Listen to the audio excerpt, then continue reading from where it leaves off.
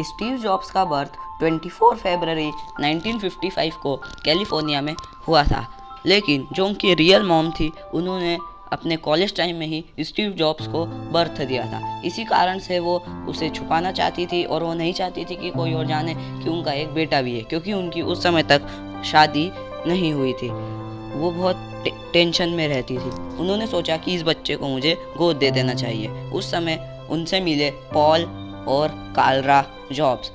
वो दोनों एक बच्चे की तलाश में थे और उनकी असली मॉम ने सोचा कि हमें इसे गोद दे देना चाहिए और उन्होंने वही किया और उन्हें कार्ला जॉब्स और पॉल को उसे गोद दे दिया। लेकिन वो मिडिल क्लास फैमिली के थे, फिर भी उन्होंने स्टीव की हर ख्वाहिश को पूरा किया। वो स्टीव की हर बात को मानते थे और उस समय का जो सबसे महंगा प्राइमरी स्कूल था उसका नाम था मोंटालोमा स्कूल। वो उस समय का सबसे महंगा स्कूल हुआ था। वो थे मिडिल क्लास के, फिर भी उन्होंने अपने पैसे लगा कर उसे सबसे अच्छे स्कूल में पढ़ाया। और स्टीव जॉब्स की जो सेकेंडरी एजुकेशन है वो रीड कॉलेज से हुई थी, जो कि उस समय का सबसे महंगा और सबसे अच्छा स्कूल माना जाता था। लेकिन फीस न जुट पाने के कारण उनके मम्मी पापा हमेशा टेंशन में रहते थे कि हम फीस कैसे भरें। और यही देख के स्टीव जॉब्स को भी काफ़ी ज़्यादा दुख होता था और वो भी काफ़ी टेंशन में रहने लगे थे। उन्होंने फिर डिसीजन लिया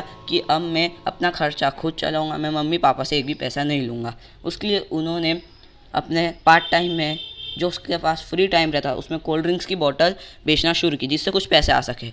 खाने का पैसा बचाने के लिए वो 11 किलोमीटर दूर पैदल जाकर चर्च में जाकर फ्री का खाना खाया करते थे और होटल का किराया बचाने के लिए वो अपने दोस्त के कमरे में ही सो जाया करते थे, जिससे कुछ पैसे बच सके।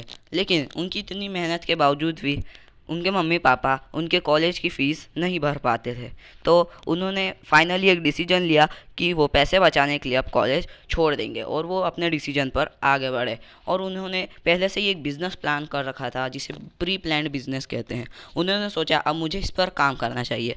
इस बारे में उन्होंने अपने दोस्त को बताया और उसने भी उनका इस काम में साथ दिया। उन्होंने एक सॉफ्टवेयर का सोचा था और उस सॉफ्टवेयर को वो अपने पापा के पुराने गराज में प्लान करते थे। उस सॉफ्टवेयर का नाम था मैकोनिश ऑपरेटिंग सिस्टम, जिसे वो एक कंपनी बनाकर लॉन्च करना चाहते थे और उन्होंने कंपनी का नाम भी सोच लिया था।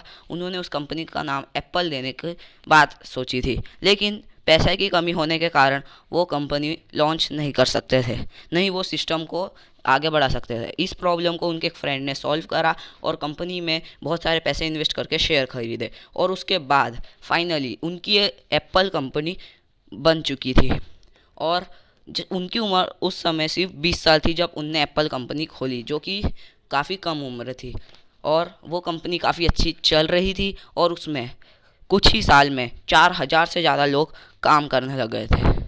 लेकिन उसके बाद एकदम से कंपनी को कुछ लॉस हो गया और धीरे धीरे वो लॉस बहुत ज़्यादा बढ़ गया। उसके बाद बोर्ड ऑफ डायरेक्टर्स और कंपनी के हेड उनकी मीटिंग हुई, जिसमें उन्होंने एक कंक्लूज़न निकाला कि हम स्टीव के कहने पर इतना पैसा इन्वेस्ट किए हैं और अब उसके कारण हमें बहुत ज़्यादा लॉस हो चुका है और अगर हम स्टीव की बात नहीं मानते तो आज हमारी कंपनी का ये हाल नहीं होता।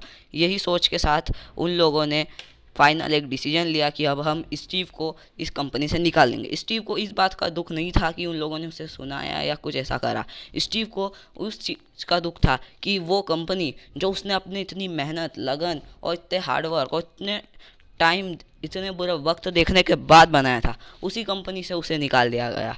और स्टीव के जाने के बाद एप्पल कंपनी की जो हालत थी वो और ज़्यादा डाउन जाती गई और इसके बाद स्टीव ने अपनी 2 और कंपनियां खोली, जिनका नाम उन्होंने पिक्सलर और इंक नेक्स्ट रखा और ये कंपनियां भी काफ़ी हद तक सक्सेसफुल रही।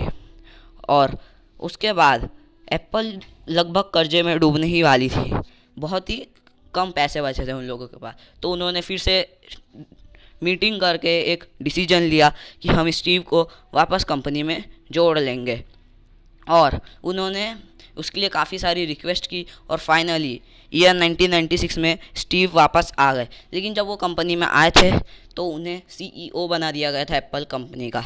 लेकिन जब वो कंपनी में आए थे तब कंपनी में 250 से भी ज़्यादा प्रोडक्ट्स बेचे जा रहे थे। उन्होंने सोचा कि हमें इसकी संख्या कम करके 10 पे कर देनी चाहिए, और उन्होंने इस पे आगे बढ़े और उन्होंने सिर्फ 10 ही प्रोडक्ट्स रखे। जब उनसे पूछा गया कि आपने ऐसा क्यों किया, 250 की जगह सिर्फ 10 प्रोडक्ट्स क्यों कर दे, उन्होंने बोला कि क्वांटिटी से कुछ नहीं होता, अगर आपको अपनी कंपनी को आगे बढ़ाना है तो आपको क्वालिटी पे ध्यान देना ज़रूरी है। और उसके बाद से एप्पल ने अपना फर्स्ट आई बुक को लॉन्च किया, जो कि मार्केट में काफ़ी हद तक सक्सेसफुल रहा।